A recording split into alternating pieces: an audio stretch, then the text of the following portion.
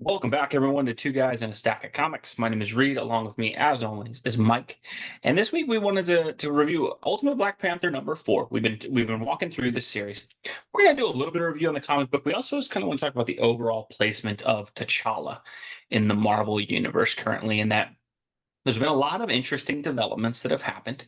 We kind of wanted to go over just how we see how the characters being treated and figure out, what Marvel might be doing or just our overall thoughts on it. It's something that me and Mike have both kind of picked up on, and so we thought we'd examine that. So first off, we'll kind of talk a little bit about Ultimate Black Panther the comic, and then we'll get to the kind of meat and potatoes of it. Issue 4 comes out. Brian Hill, Stefano Caselli. So pretty good art team on this. Pretty good writing team on this. I will say for Ultimate Black Panther, I really enjoyed the first two issues. I do feel like 3 and 4 have slowed down a little bit. It is still miles above the normal Black Panther comic books that you're getting from Marvel. And I do think there's some interesting plot developments and things like that in this universe. We finally get some stuff with Moon Knight and kind of Khonshu and Ra's army.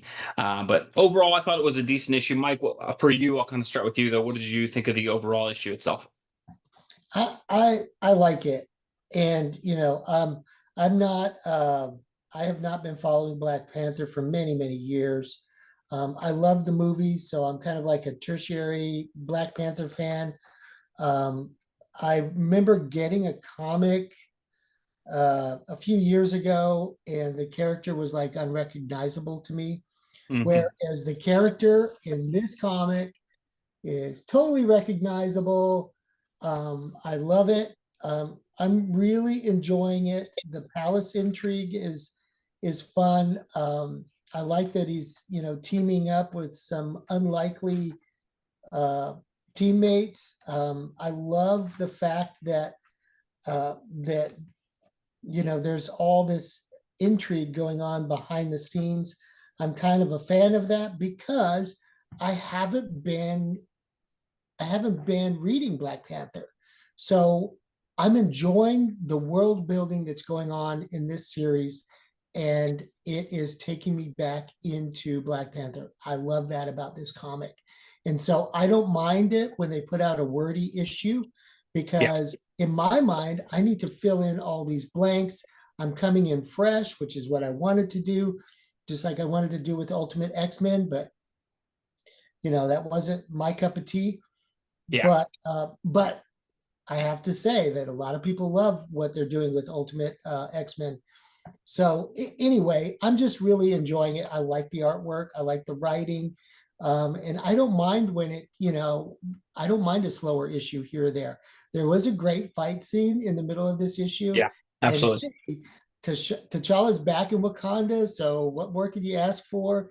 And we don't know who we can trust. And so, yeah, I'm enjoying it. I really am. And I'm I think happy. overall it's a good comic. It's enjoyable. I think there's a little slower, but I do agree with you in terms of it's got to establish the world building. I think what this comic is very clearly doing is I think it's trying to do a cool marriage of the MCU version of T'Challa, where there's a lot of fans, and then some of the newer stuff in the comics. And so I think that's where you're seeing the integration of like Killmonger and Storm, obviously, the prevalence of Shuri and Okoye and stuff like that. And I think it is a cool little remix on what they're doing. Who knows if they'll kind of set everything back up? We don't know exactly know how it's going to work out with Killmonger and all of that so far. But I do think there's a lot of good things. I love the costume design. I think that's the biggest thing that I have to give them credit for. I think the way Caselli designed the costume, I think it just looks really cool on the page. I love the open cowl thing, kind of like Batman, where you kind of see the facial stuff. I think Yes. that's really cool. It's distinct. It's unique. I do like the characterization of T'Challa, and that I think he kind of stands out as the lead in the comic book. And what I will say, and this kind of bridges a little bit more to the larger topic on this, is I do just like that this is a T'Challa centric story. That he's the main character. That he gets the hero moments. That it's not a comic of people chastising him or anything like that. He's the standout. He's the lead, and I appreciate Brian Hill for doing that. In that, one of the things is, and this kind of takes us to the larger topic here of what Mike and I wanted to talk a little bit about is, I know, Mike, you're more of a tertiary fan. Black Panther for me has always been a Marvel comic character that I picked up, mainly because looks very similar to Batman. Any character who kind of falls into that Batman vibe has always been the type of characters that I've typically picked up. Interestingly enough, though, despite the fact that the movie elevated his profile, and I think that was what 2017 was his solo movie, 2018 was like Infinity War. He showed up in 2016 in Civil War. Black Panther never became bigger than that. Like that was culturally, he was everywhere. And Mike and I both understand there's a cultural element to Black Panther that we can't connect to as well as some other folks, where he is a representation for a huge demographic as their hero. And so I kind of speak that is obviously a huge part of it, but we're just kind of talking about the profile of the character. And what's interesting is those movies got him into such a place. He was so culturally relevant. You'd walk the toy aisle anywhere, there was T'Challa toys everywhere, stuffed animals everywhere. My That little was really kid, he cool. has like little people version. And it That was was great as a really comic book cool. fan to see this great character who comic book fans knew was amazing and had some fans outside of the medium blow up and become huge. What's interesting is, and obviously everything we're going to talk about here pales in comparison to the real life death of Bozeman, which was obviously a tragic thing. He seemed like a really great man, someone who inspired a lot of people. He did a fantastic job playing the character, and his death really obviously shook up a lot of things. What's interesting is, though, after his death, Marvel has made a lot of interesting decisions with T'Challa as a character.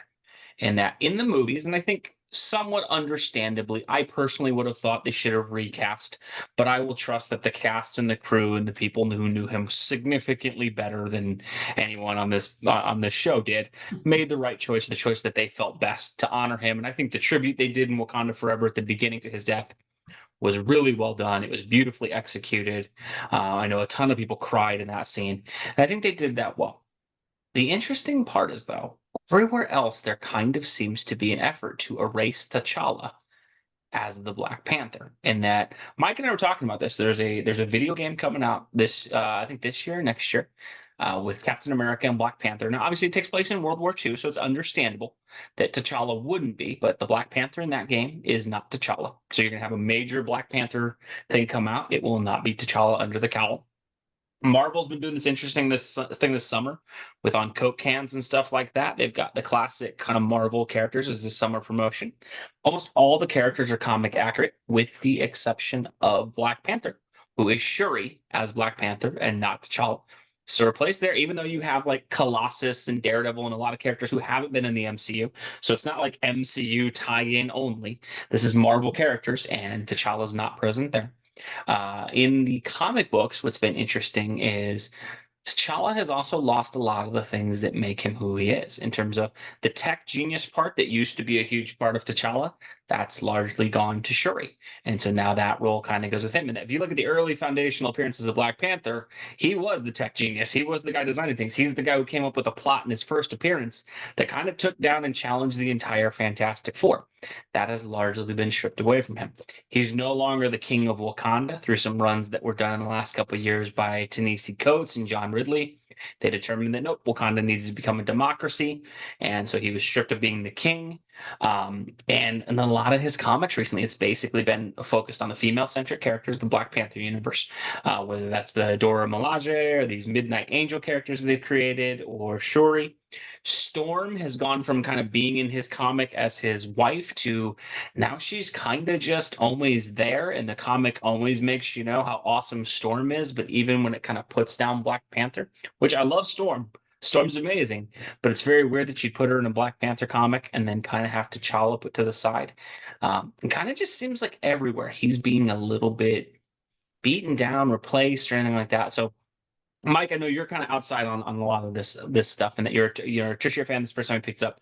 Do you think Marvel is doing this intentionally to kind of rest the character a bit because of what happened with Chadwick Boseman, or do you think maybe they're just trying to build up the world of Wakanda and T'Challa's like a casualty of it? What do you think overall in the whole situation? I think they're in a tough place because um, I think they're in a really tough place because they were on the precipice of, you know, Spider-Man level infamy, right? Yeah, And it was getting like, there. Yeah, and Chadwick Boseman could have carried this for 9 movies, 10 movies, or whatever, and it would have been just amazing. With his untimely passing, they're left with a conundrum. Like, you want to honor Chadwick, and you still got to make movies. People have to work and feed their families, and this is a property that puts many people to work, you know. And of course, the studio has to make money, both the comic studio and the movie studio, and they are somewhat tied together. So I kind of think that they're kind of, tiptoeing their way through it. What I kept coming back to in my mind is, you know, um, and I haven't read anything about it, but from what I understand, Chadwick Boseman understood the legacy of T'Challa and Black Panther and really was excited to play the role. And of course, he did such an outstanding job. He did such an amazing job with it. But as a comic book fan and somebody who reads this stuff and loves to go see the movies, you have to kind of wonder, like, would would would Chadwick be okay with them sidelining T'Challa just because he passed? Yeah. Um, it's a major thing, and I know everybody wants to honor him, and absolutely they should. And he did an amazing job, and we would have loved, absolutely loved to have seen more films with him in it. It's just really tragic that we're not going to get that chance. But I kind of feel like if I kind of wonder like what Chadman would think about us sidelining T'Challa completely, and in both the comic form and the movies, and just kind of trying to plod along without him, because obviously comic book heroes, they don't die. Everyone who's played Superman who has passed away, they didn't sideline Superman. Yeah. um, and I don't know, that's what came to my mind, after our discussion with all the sidelining of T'Challa and downgrading and throwing somebody else out there and making Wakanda different, that doesn't really honor the subject matter or the hero that we've come to love. Yeah, I think it's a weird thing, and like I under, and then obviously, compared to the real life death of this guy, any of this stuff is irrelevant, right? Right. So I think the movie direction, with Wakanda Forever, I understood what they were doing. And that I think what they wanted to do was they wanted to kind of, hey, let's in movie give this man a tribute so that both the fans and this in universe can kind of mourn the guy. And I think Ryan Coogler and everyone involved with that did a really good job in that scene in that film. I think it was understandable in the MCU that they Yep. did that. I think they tried to bridge the Absolutely. gap with kind of having his son at the end, and his son was named T'Challa. And I think there's a lot of future seeds of kind of, will he eventually become the T'Challa of the movies? I'd assume that's kind of the future plan. I think I the like that interesting piece for idea. me, I like that uh, idea. yeah, and I think they could make that work. And largely on the film side, I will give no one junk on anything on the film side. And that obviously the people involved in that production are a lot closer to him than anybody online is, in terms of, Yeah. unless you're a direct relative or someone who's a part of his life. That film crew, those studios, Kevin Feige, all the people there, they're making the best decision that they feel best honors that. And so I will never second guess or question or act like that was disrespectful at all. And that I think those folks are absolutely trying to do the best they can. The comic book side to me and all the other media portion is the weird part. And then like even, X-Men 97, which recently came out, they had where in that in the show, and not to do spoilers on that too much, but there's a very large event happening across the Marvel universe. And the interesting thing with X-Men 97 is it ties into all the other 90s Fox kind of Marvel cartoons. One of which was Fantastic Four, and on Fantastic Four, Black Panther showed up a few times and was T'Challa. In this universe, which should be in that timeline, they show the version of Spider-Man that would exist. They show the version of the Avengers that would exist, but they show Black Panther, and they kind of actually, it's the only time really that I can think of they broke continuity major way. It's not T'Challa, it's T'Chaka. It's his dad instead. And it's like it just doesn't make sense. And like even an animated thing set in a 90s animated universe, you're intentionally breaking canon to go out of the way and make sure that we know it's not T'Challa. This is T'Chaka. And it's like it just seems like a weird choice. And like I would think you would just go, you know what, if we can't use T'Challa, let's just not even put Black Panther. Because that's the other thing is like there's no story reason Black Panther needed to show up. It was like you could clearly show they wanted to put Black Panther in, but they wanted to make sure you knew it wasn't T'Challa. And it was like It's that's so a very weird, right? weird. it's a weird choice. You're like, you could have even just shown Black Panther and never clarified who it was. And it's like, but no, you intentionally put him in, and then you made sure that we knew it wasn't him. I just don't get it in that. One of the things is, like you said, I can't imagine that Chadwick Boseman would have wanted the character to go away completely. Where it's like, Yeah, hey, let's right? just in every way, shape, and form kind of get this character pushed to, and there's things where, like, this 1943 game that's coming out. I understand why the Black Panther, and that's not T'Challa, and that, like, it's 1943, you got Steve Rogers, it would be, technically probably T'Challa's grandfather with the sliding time scale and stuff like that. So I guess that makes sense. But again, it's another major, huge, big budget Black Panther thing that's like, yeah, it's not T'Challa. It's just very weird in how that's being done. And in a way, to me, it feels not, I don't want to say anything towards Chadwick Boseman as far as disrespect. It kind of feels like Marvel's doing a disrespectful thing to the character of T'Challa intentionally. And it seems like there is a all out just effort to, like, let's downplay this character as much as possible. And I know we have Ultimate Black Panther and T'Challa's front and center there. And so it's not complete. It's not 100% across the board. I know there's still a Black Panther comic book that T'Challa is the lead. But largely, if you read T'Challa's most recent comic books, and I finally had to drop Black Panther after having it on my sub list basically for 20 something years. Because the book was just basically, hey, you want to read us like junk on T'Challa for 20 pages? Here it is. Every issue was complaining about him. Every issue was talking about how much he was, suspicious or shady. And basically, the book just kind of existed to be like, Wakanda's amazing, except for T'Challa. And That makes I no didn't sense. understand. It didn't make any sense, especially because the character was getting such a large boost. And some of that comic book wise was happening well before, obviously the tragic death of Bozeman. I just don't get it. It just seems like a very weird, intentional kind of stab at that character. And, again, like you said, I wonder, I don't really get how that would honor Bozeman in that. I get it. You don't want to put another live action Black Panther out there because of what happened with him. I got you. I'm 100% on board with that. I think well, We'll I take think a you could have made legacy the character character. continue Yeah. on. I'll Yeah, give in it the that. movies. Yeah. Why in X-Men, the animated series, you're like, can't do T'Challa? Uh, Why on the Coke cans where you're doing kind of random characters would you go like, the only one that's really not going to be representative is T'Challa? And I know some of the other ones on the cans have been more MCUized versions of the character, but largely it's just very weird. Like, why would that be the one that doesn't get the traditional representation compared to other ones? It just seems very weird. And even though he is in a couple other media forms, I know, like in that Spidey and His Amazing Friends cartoon, there's Black Panther on there. My kid has a little figure of him, and it's T'Challa, and like I get it's there. It just seems like a very weird attack on the character. And like for me, what I always compare it to is if Batman would have this happen, where we're doing a major AAA Batman game that's got hundreds of millions of dollars behind it, but the Batman's not Bruce Wayne. And then we're doing, promotion of DC Comics, and on the cans, it's not Bruce Wayne. We're going to make sure, very intentionally, we're doing a Justice League cartoon set in the early 2000s. It's going to tie into the Justice League cartoon that everybody liked, except we're going to make sure we clarify it's not Bruce Wayne who's Batman. It's somebody else. It's like, it's just very, very weird. And so it just kind of starts. I wanted to kind of just see if people had opinions on it. And I think it's a really weird thing. I hope it stops. I think it's really stupid that you would do that in terms of, from the movie standpoint. I got you. Do what you feel best. Those people yeah. know him a lot Yeah. better than any of us did. And so whatever decision the MCU makes as far as Chadwick Boseman and his legacy, 100% they get carte blanche to do what they need to, because I'm gonna believe that on their side they're trying to do the right thing.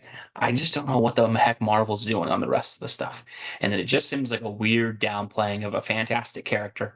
I don't really get what they're doing, and to be honest, what really stinks of it is I think they're creating strife kind of in fan bases. And like I kind of go on a couple sites still occasionally and kind of just read what are people thinking of runs and how are people seeing it. And man, if you go into the Black Panther kind of fan pages on things, there are a lot of people who are not happy at all. And as a result, they're kind of like tired of Storm, and they're tired of Shuri, and they're tired of some of these other characters. And it's just, I don't really get it, because at a time when this universe, you would think of Wakanda and everything, should be at its highest profile with so much stuff going on, it kind of seems just like they've weirdly taken some detours to throw it off.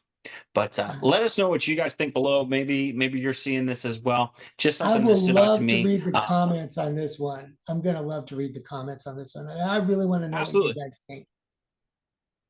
Yeah, 'cause it just seems like a weird step. But again, Ultimate Black Panther, let us know if you read that as well. Great. I thought it was a good comic book. Not a great comic book, but a good one. Largely just enjoying it because it's the T'Challa story. I'm excited to see where to go. We'll keep covering that on the channel as well. But as always, we'd love to see your guys' thoughts below.